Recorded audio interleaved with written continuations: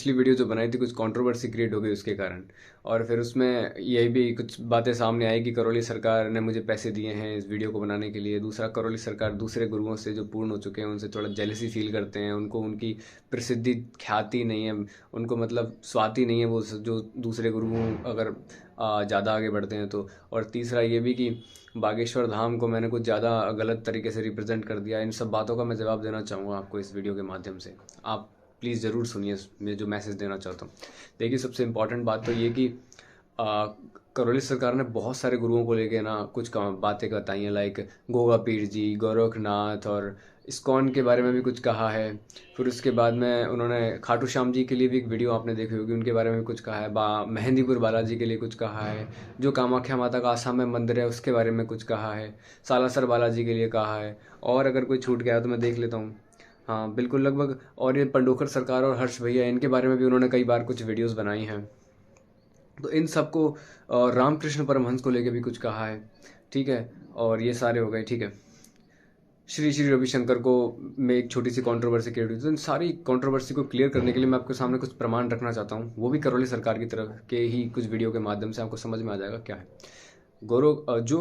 गोगा पीर जी के बारे में एक शब्द बोला था इन्होंने, कुछ एक स्टेटमेंट दिया था कुछ, तो मैं ये कहना चाहता हूँ ये इसलिए हुआ। आप पहले तो इस वीडियो को देखिए। अरे वो मानता तो क्यों रखा हवन के पुण्य में इस गधे को? ठीक तो करना, इस गधे क्यों रखा है? इसको गोगा पीर फोका पीर लिए घूम रहा है, खाम का झाड़ फूक कर रहा है, बेवकूफ। शामिल करेगा गधा अपने साथ, लीड कर रहा है, बदबू कर रहा है। वो कह रहे हो भाई है तुम्हारा, ये गधा है नंबर 1 का, छोटा भाई यही खा गया तुम्हारे पुण्य। और करो झाड़ फूक टोना टोटका। दरबार इसीलिए देखता है तुम लोग अब बनते हो कलाकार, बड़े सीधे बनते हो। मैं तो अपने घर पे पूजा करता हूँ गुरुदेव। हाँ ये है, गलत पूजा होती तुम्हारे गोगा पीर है ना। वो गोरखनाथ का है गुरुदेव। अरे यार तुम्हें पता है गोरखनाथ अवतार का भी कोई अवतार होता है? ये इसलिए हुआ था करौली, क्योंकि बहुत सारे जो प्रेत होते हैं इनके हाथ हैं, वो कभी हनुमान जी का रूप ले लेते हैं, कभी माता का रूप ले लेते हैं, कभी कोई दूसरा रूप ले लेते हैं। तो उन रूपों को लेने के कारण कि कोई कभी बोलता है मैं काली माँ हूँ, कोई कुछ कहता है मैं गोगा पीर हूँ, कोई कहता है मैं गुरु गोरखनाथ हूँ। तो उन सारी बातों को यहाँ पे जब करौली सरकार देखते हैं तो गुस्सा आता है मन में कि यार तुम किसी का रूप लेके किसी को आप चीटिंग कर रहे हो किसी के साथ, है ना। तो उसी तरह से उन्होंने उस सेंस में कहा उस बात को कि अरे गोगा पीर बने घूम रहे हो तुम, फलाना गोगा पीर और ये वो। तो उस सेंस में और कोई बात नहीं थी। दूसरा ये कि रामकृष्ण परमहंस को लेकर अगर आप उस वीडियो को देखो तो वो सिर्फ तब तक की बात थी जब रामकृष्ण परमहंस पूर्ण नहीं हुए थे। उस सेंस में उन्होंने बोला जब तोताराम जी आए थे उसके बाद में वो पूर्ण हुए, रामकृष्ण परमहंस से पहले का वृतांत है उसके रेस्पेक्ट में कहा। अदरवाइज रामकृष्ण परमहंस के बारे में उन्होंने नेगेटिव ओपिनियन नहीं। रामकृष्ण परमहंस जब तोतापुरी जी आए, जो पूर्ण गुरु थे, तो उन्होंने कहा भैया पहले जो काली जिसकी तुम पूजा करते हो ये काली है, ये महाकाली नहीं है, ठीक है। इसको पहले निकालो अपने मस्तिष्क से, इसको निकाले बिना तुम पूर्ण नहीं हो सकते। तो उनका कैसे निकाले, तो हमारी आराध्य है। तो तुम माने रहो काली हो, मां महाकाली नहीं है। मां महाकाली होती तो तोतापुरी जी कभी नहीं कहते कि इसके 2 खंड कर दो। मां तो जगत जननी है, उससे अलग हुआ नहीं जा सकता, जुगाड़ ही नहीं है अलग होने का। लेकिन वो है शक्ति जो मां नहीं है, उसको अलग करो, इतने कहा तोतापुरी जी ने। आशय इतना था उनका। जब आखिरी दिन कहा कि अब तुम कर सकते हो तो करो, नहीं आज हम आखिरी है, कल हम चले जाएंगे, तो क्या करना है। तो उन्होंने कहा कि किसी तरह से तलवार उठाओ और जब तुमको काली सामने आए तो 20 खोपड़ी में देना और 2 टुकड़े कर देना इसके, काली खत्म, तुम्हारा रास्ता खुल जाएगा। अब उन्होंने देखा आखिरी रास्ता, आखिरी दिन, बड़ी हिम्मत से उन्होंने उठाई तलवार, पसीना छोड़ दिया। तो कथा यह है कि एक कांच का टुकड़ा था, उन्होंने मस्तक पे चीरा मार दिया रामकृष्ण परमहंस के, जैसे वो चीरा मारू वो इसे तलवार चला देना। तो जैसे कांच के टुकड़े से देखा काली सामने आई, वो कहाँ पर है तलवार, बोले तलवार कहाँ से लाए, बोले जैसे काली ले आओ तलवार भी ले आओ। अब वो कहाँ पर है तलवार लिए, तो जैसे कांच के टुकड़े से चीरा मारा उन्होंने तुरंत तलवार चला ली, काली के 2 टुकड़े, समाधिस्थ हो गए। 6 दिन बाद होश आया। तीसरा ये जो नाथ संप्रदाय है, आप इतनी नेगेटिव बातों को ध्यान में रखते हो, आप पॉजिटिव चीज़ों को भी तो देखो। नाथ संप्रदाय का कितना सम्मान करते हैं बाबा, करौली सरकार की बात करूँ, कितना सम्मान भाव से देखते हैं उन्हें। घर में बाबा जी पूजा करते हैं हम लोग। अघोर पंथ के बाबा जी हैं, अवधूत भगवान राम जी। हम लोग कौन राम जी? अवधूत भगवान राम जी, अग्रसर महाप्रभु, अवधूत भगवान राम जी सरस्वती समूह के। कहाँ के हैं भाई? पड़ाव आश्रम है। बाबा कीनाराम जी, उनका मतलब वही है अवधूत भगवान राम जी। यार सीधे गुरु गोरखनाथ की पूजा नहीं करते, सबके जो बाप हैं सबके वो उनकी करो। ये तुम लोग गलत सलत पूजा करते हो, यही समस्या है तुम लोगों की, इसीलिए तुम लोगों के सबको प्रॉब्लम भयंकर वाली है। जी सीधे गुरु गोरखनाथ की क्यों नहीं करते भैया? सबके बाप है आओ, जितने भी सब हैं ये, ठीक है? जी उनकी करिए, करना है पूजा, अगर तुम्हें करना है शिव की करना है शिव की करो, भोलेनाथ की करो, माँ की करो, जी ठीक है? हाँ, गलत सलत मत करिए। आपको पता भी नहीं कि आप किसकी कर रहे हो, कौन पूजा ले रहा है, ठीक है? लेकिन शिव की करेंगे, उनकी करेंगे। गुरु गोरखनाथ की तो कोई पूजा नहीं ले पाएगा, उन्हीं को जाएगी पूजा, ठीक है? माँ की करेंगे, माता कामाख्या की, ये पूजा उन्हीं को जाएगी। और कोई बीच में नहीं फिर ले खाटू श्याम जी के जो लोग आए थे खाटू श्याम जी से, तो उस वीडियो को आप जरूर देखें कि वहाँ पे उन्होंने कितना पवित्र भाव से बोला कि वो तो श्री कृष्ण, स्वयं श्री कृष्ण के आदेश से वहाँ पे विराजमान है, और उन्होंने उनके साक्षात दर्शन किए थे करौली सरकार ने। वो वीडियो भी आप देखिए। प्रणाम गुरु जी। खुश रहे बेटा। राजस्थान खाटू श्याम जी से आए गुरु जी, ओ, दरबार का बहुत बहुत धन्यवाद। 9 लोग हैं। 9 लोग हैं? हाँ जी, 9 लोग हैं बहुत जी। बढ़िया, स्वागत है आप सबका, 9 के 9 का स्वागत। मैं तो एक बार खाटू श्याम गया तो बहुत पहले, तो देखा वहाँ खाटू श्याम थे ही नहीं। हमने भाई कहाँ चले गए, किधर हो? तो पता लगा वो कहीं पीछे थे, कोई छोटी जगह थी, एक छोटा सा मंदिर, जितना बड़ा कमरा है, गांव छोटा है बाबा जी, इतना बड़ा मंदिर छोटा सा, छोटा गांव वो है, वहाँ बैठे हुए थे, गली में है मंदिर, उधर थे। हाँ गली में। हाँ, गली हमसे बोले आप चलिए, आपको ले चलते हैं, हम किधर है? जगह नहीं तो है हमको ले गए गली गली गली गली। मेन इस मंदिर में नहीं थे, वो मुख में थे ही नहीं वहाँ। और हमारे साथ 10-12 लोग थे। हमने कहा यहाँ क्यों जा रहे हो भैया, यहाँ कोई है ही नहीं, वो है ही नहीं, यहाँ बैठे ही नहीं है। तो हम सबको, मैं अपने साथ, मेरी धर्मपत्नी भी थी, बच्चे भी थे सारे। फिर मैं गली गली गली गली गया और मुझे वहाँ ले गए। एक छोटा सा मंदिर था, तो मैं उसमें अंदर गया। एक छोटा सा मंदिर है, जैसे कमरा है ना, इतना बड़ा ही है। तो देखा उधर बैठे, जगह भी कमती है उधर, जगह नहीं है ना। उधर बैठे हुए थे। हम इधर मस्ती कर रहे हो, बोले इधर ही अपने को आनंद है। क्या बात है, अद्भुत है। चलिए अच्छा है, श्री कृष्ण के आदेश से हैं वो, मजे करें। असम में जो मंदिर था माता कामाख्या का, उसके लिए आप इस वीडियो को देखिए। ताबीज पहने क्या ये? ताबीज पहने? माता कामाख्या का वो तुम उतार दो माता कामाख्या को, जरा उतारो। यहाँ माता कामाख्या साक्षात बैठी है, ताबीज नहीं पहनना माता कामाख्या का। कौन बेवकूफ ताबीज पहनाता माता कामाख्या का? रखिए किनारे, माता कामाख्या का ताबीज, बेवकूफ आदमी। जब दर्शन करने गए थे गुरुदेव, जो आप गए, वहां भी कम बेवकूफ लोग थोड़े ना है। तो वहाँ से जो वस्त्र मिलता है ना प्रसाद में, वही हम वही कह रहे हैं, वहां के जो तमाम पंडा पुजारी है ना, दरबार के सब भक्त यहाँ सब मरीज हैं, वहाँ तड़प रहे हैं परिवार, और उनकी ट्रीटमेंट हम करते हैं। समझ गए? बड़े वाले समझदार बैठे हैं ना वहाँ, बेवकूफ बैठे हैं एक से एक। इसीलिए बदनाम हुई माँ कामाख्या के दरबार, इसीलिए माँ ने दरबार छोड़ा था, बेवकूफों के चक्कर में, झाड़ फूक टोना टुटका करने वालों के चक्कर में। तो यहाँ भी इस वीडियो में आप देख रहे हो कि माता कामाख्या का ताबीज फटाफट से उतारने के लिए कहा और उस आदमी को बेवकूफ़ी बोला। तो क्या हम इसको गलत सेंस में लें?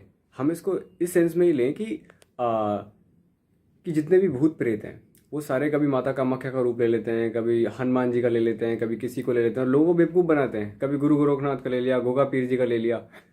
तो गुरुजी ने कभी इन सबकी बुराई नहीं करी, इन भगवानों की, जितने भी पूर्ण भगवान हैं जो भी हैं ये, इन्होंने हमेशा उन लोगों की बुराइयां करी हैं जो जितने भूत प्रेत इनका रूप ले गए और लोगों को परेशान करते हैं। तो आप उसको सेंस में लें, ना कि गलत सेंस में। अब और तीसरा, उन्होंने मेहंदीपुर बालाजी के लिए भी कुछ कहा था। आप हालात समझ लीजिए, मेहंदीपुर बालाजी हालत समझिए कहाँ पहुंच गई है।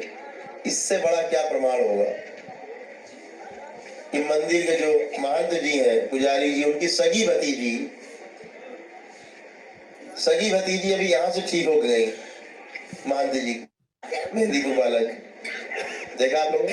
हमारे सामने आई थी गुरु जी, आई था सामने, दूसरे हम उस समय थे जब अंतिम पूर्ण उनका मुक्त हुआ, यहाँ से मुक्ति करा के गई। 25 साल से तड़प रही थी। 8-8 गेस्ट हाउस है उनके परिवार के, बालाजी के। मकान लगे हुए बालाजी मंदिर से उन्हीं के हैं, घर परिवार है। अलवर में रहती है, अपने उनके पति अधिकारी वहाँ कलेक्टर।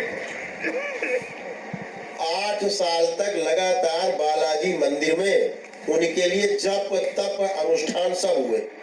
तो मेहंदीपुर बालाजी के लिए तो मैं यही कहूँगा कि वहाँ पे सिर्फ करौली सरकार का नहीं, बहुत सारे जो मेरे साथी हैं उनका भी ये मानना है कि वहाँ पर सच में प्रेतों की पूजा होती है, प्रेतों का है वहाँ पे काफ़ी प्रेत है वहाँ पे हमें नहीं जाना चाहिए। बहुत लोग जा के वहाँ पे परेशान हो जाते हैं बाद में। उसका कारण यही है कि वहाँ प्रेत हैं। और उन्होंने हनुमान जी को थोड़ी गालियाँ दी हैं भाई, कभी उन्होंने सिर्फ प्रेतों के रिस्पेक्ट में उसको क्रिटिसाइज़ किया है। और कभी उन्होंने हनुमान जी के प्रति उनकी कितनी श्रद्धा और आस्था है करौली सरकार की, वो आप देखिए। अगर उनको बालाजी को बदनाम ही करना होता तो सालासर बालाजी की को इतना क्यों रिस्पेक्ट भाव से लोगों को कहते हैं आप कि सालासर बालाजी ज़रूर जाएं, क्यों ऐसा है?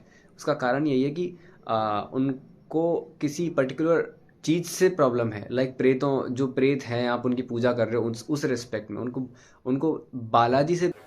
और हम लोग बहुत मतलब हर घाट का पानी पी लिए, कोई निवारण मिल नहीं पाया। बालाजी का कृपा है कि आपका द्वार दिख गया। बेचारे बालाजी शहीद हो गए। नहीं, सालासर बालाजी की अपनी मानता है। सालासर बालाजी का तो बहुत महत्व है। बस हम लोग के इष्ट देव वही हैं। सालासर बालाजी तो खूब जाइए जम के, वहाँ तो समझिए बाप दादा खूब जाइए। सबसे पुरानी धर्मशाला सालासर बालाजी जाइए, खूब जम के जाइए। और बाबा एक चीज पवित्र बताता हूँ आपको, वो हनुमान जी का बहुत पवित्र स्थान है। अपने 47 गौशाला है। मैं खुद गया हूँ वहाँ, और जब मौका मिलता तो जाता भी हूँ मैं। और रही बात बागेश्वर धाम की, तो उसको भी उन्होंने उतना ही क्रिटिसाइज किया है, सिर्फ प्रेतों के रिस्पेक्ट में कि प्रेतराज सरकार है, वहाँ प्रेत हैं, आप उनकी पूजा मत करिए। और मैंने जो बात बोली थी कि वहाँ शिक्षा दीक्षा और ये सब मत लीजिए, मैं एक चीज़ को अमेंड करना चाहता हूँ, वापस लेता हूँ मेरे एक शब्द को, कि शिक्षा आप ले सकते हो। क्योंकि मैं खुद बागेश्वर धाम की जो कथाएं उनको सुनता हूँ, बड़ा आनंद आता है मुझे उनको सुनने में। सीरियसली हार्ट टचिंग होती है उनकी कथाएं। लेकिन प्रेत के रेस्पेक्ट में अगर वो देखो, अगर आपकी समस्या ठीक नहीं होती, आप करौली सरकार जाओ, किसी को क्रिटिसाइज क्यों कर रहे हो भाई? सनातन धर्म है, हमें इसकी रक्षा करनी है। धीरेन्द्र कृष्ण शास्त्री जी सनातन धर्म की रक्षा में लगे हुए हैं, हमें उनके साथ खड़े रहना चाहिए सदैव। और करौली सरकार ने कभी उनका नाम लेके उन्हें कभी बदनाम नहीं किया, उन्होंने सिर्फ प्रेतों के रेस्पेक्ट में ही कहा है, रिमेंबर दिस थिंग ऑलवेज। और रही बात श्री रविशंकर की, उस वीडियो को तो हम देखते हैं कि उस बच्ची के साथ कुछ घटना घटित हुई थी और उसने कुछ तो श्री रविशंकर जी ने तो कुछ किया नहीं होगा। वो तो वहाँ पे जो गुरु थे उन्होंने उसको डिफेंड किया कि भाई वो ऐसे श्री रविशंकर तो ऐसा नहीं कर सकते। आप खुद ऑडियो में सुनिए ना, मेरी बातों पे क्या आप विश्वास करते हो। फिर उसके बाद में इस्कॉन को लेके उन्होंने कुछ कहा था कि वो उनको मानते नहीं हैं, प्रेत पितरों को वगैरह वगैरह। तो उस वीडियो को आप देखिए, उन्होंने उस इस्कॉन वालों को कोई क्रिटिसाइज़ नहीं किया, उन्होंने उन गुरुओं के रिस्पेक्ट में ये कहा, उस परंपरा के रिस्पेक्ट में ये कहा कि आप पितरों को ये इतने बड़े फैक्ट को आप डिनाई ही कर देते तो ये तो सही बात नहीं है ना भाई। पितर होते हैं, सबके होते हैं। आप बाहर जाके गालियाँ गलौज करते हो, मना कर देते हो कोई पितर नहीं होता, ये नहीं होता, पर घर पे आके तुम उन्हीं चीज़ों को पूजा करते हो, तो मतलब ये क्या है? ये सब चीज़ें, ये ढोंग पाखड़ नहीं होना चाहिए इस तरह से। अगर आप मेरे बारे में कह रहे हो कि मैं सदगुरु को इतना मतलब मैं सदगुरु को पूर्ण कैसे कह सकता हूँ? कई लोगों का ये कहना था वो पूर्ण नहीं। अरे भाई, तुम्हें पता है मैं किस नज़रिए से देखता हूँ लोगों को?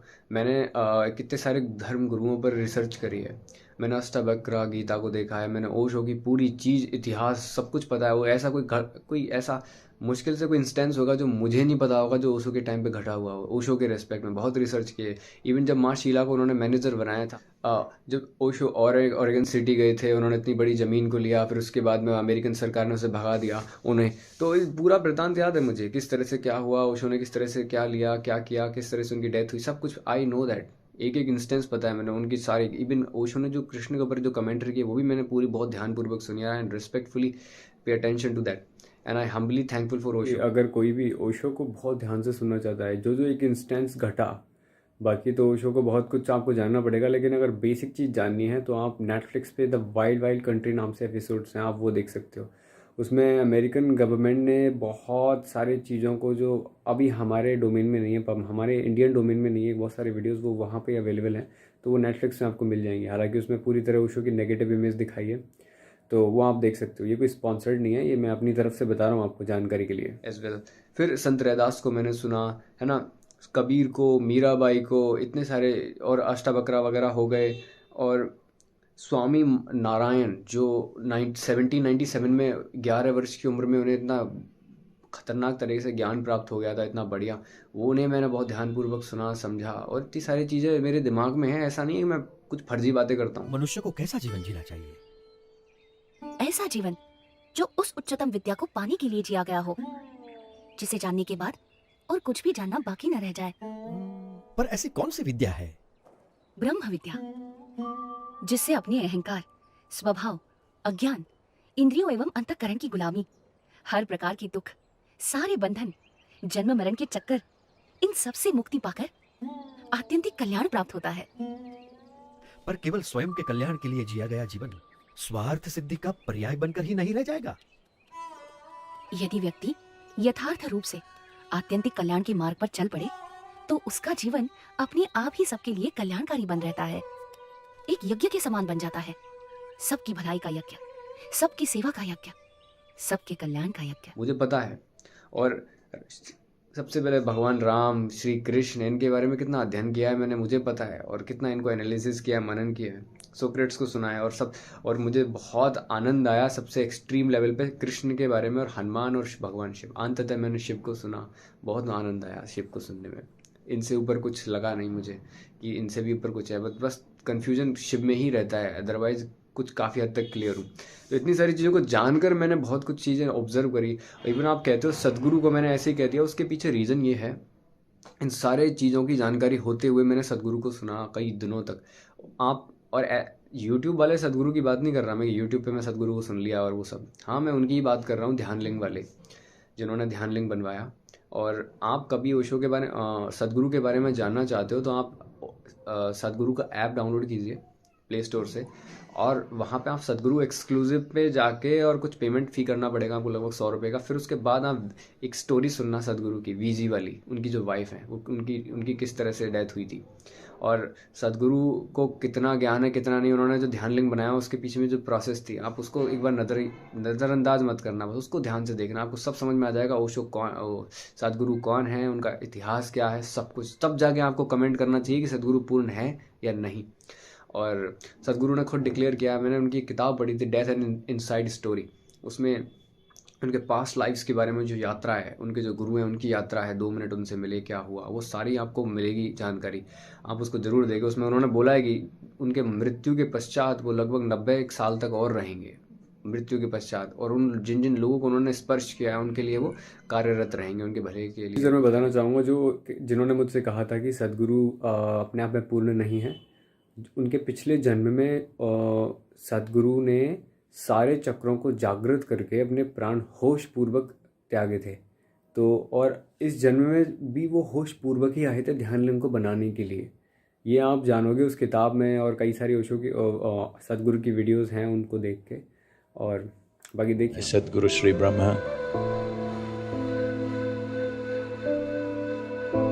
tried very hard, almost successful, but couldn't fix the goodwill in the society because the intensity of who he is could not be understood in the social circumstances. He couldn't fulfill that. He prepared a few people and then went up the mountain. He was checking himself, why has he failed? He's got everything. Why is it didn't happen? He knew it's not that he lacks the competence, it's just that he did not garner the social support that was needed. So he went up the mountain for the last time.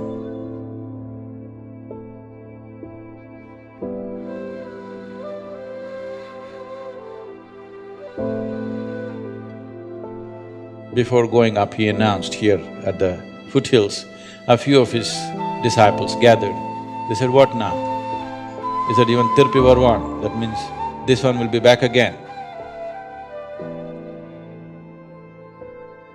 And he went up the mountain for the last time. और इसके अलावा एक और है कि मैं करौली सरकार से निवेदन करना चाहता हूँ कि एक सवाल का ज़रूर वो उत्तर दें। मैं सोचता हूँ कि मैं जाके ही उनसे पूछूँ, अगर इस वीडियो के माध्यम से अगर वो पॉसिबल हो पाए तो ज़रूर करें, कि वो 2 कौन कौन सी गुरु परंपराएं हैं जिनको आप कहते हो क्योंकि कई लोगों ने कमेंट में किया कि सिर्फ एक ही गुरु का परंपरा पवित्र है, जो भी करौली सरकार, और इसके अलावा कोई गुरु परंपरा पवित्र नहीं है। मैं तो कहना चाहता हूँ कि आप प्लीज़ इस बारे में बताएं, क्योंकि आपने कई ऑडियोज़ में बताया है कि 2 और धरती पे परंपराएं हैं जो पवित्र हैं, तो वो कौन सी हैं? आप प्लीज़ उनका डिस्क्लोज़र करें, मैं आपसे विनम्र निवेदन करता हूँ। और इतना ही नहीं, मैं बहुत सारे गुरुओं को और भी बहुत ध्यान से पूर्वक सुनता हूँ। राम भद्राचार्य, आनंद आ जाता है उनको सुन के, बड़ा आनंद, बड़ी अच्छी कथाएं करते हैं। कुंडली हमारी सुन लो, हम त्रेता में कौन थे, द्वापर में कौन थे, आज कौन है, हमारा परिचय जान लीजिए। अभी पहले परिचय जान लीजिए, फिर ताली बजाइएगा। हमारा परिचय क्या जानते हो? त्रेता में बानर भये और द्वापर में भये ग्वाल और कल युग में साधु भये तिलक छाप अरुमाल। ये हमारा परिचय है। फिर इसके अलावा और क्या, इनके यहाँ पे 12 ज्योतिर्लिंग हैं, रिमेंबर करौली सरकार में। आप उनको हल्के में ना लें, और किस तरह से ये लोगों की सेवा और चिकित्सा कर रहे हैं उसके लिए seriously I am very very thankful. मेरे को जितना हो सकता है मुझसे, मैं 10-15 लोगों को, 20 लोगों को मिल के मैं ये बताता हूँ कि आप ज़रूर करौली सरकार जाएं। मैं क्योंकि उनसे उस भाव से कहता हूँ कि जब किसी को बहुत कष्ट में देखता हूँ मैं, किसी बॉडीली पेन में या कुछ और तरीके से, तो मेरा खुद का हृदय कहता है कि यार ये लोग इन चीज़ों से दूर हों, इन कष्टों का इनका भी निवारण हो। और मैं एक और निवेदन करना चाहता हूँ करौली सरकार से, यही कि वो जब ये जो ज्ञान चर्चा वाली वीडियोस हैं इनकी, ये और बढ़ाएं इनको, जिससे लोग और जागृत हों, क्योंकि इतना पवित्र और शुद्ध ज्ञान मैंने कहीं और देखने को नहीं सुना। मतलब बहुत सारी चीज़ें मैंने ऑब्जर्व करी हैं लाइफ में, लेकिन इतना शुद्ध, इतना पवित्र ज्ञान करौली सरकार की तरफ से जो होता है ना, रियली माइंड, मज़ा आ जाता है उसको सुन के, हृदय गदगद हो जाता है, आत्मा तृप्त हो जाती है। Seriously it was like that. And आप इस तरह की वीडियोस और अपलोड करें, जिससे और लोगों को और लोगों का विकास हो सके, मेरे जैसे भटके हुए लोगों को कुछ प्रेरणा मिल सके। मैं तो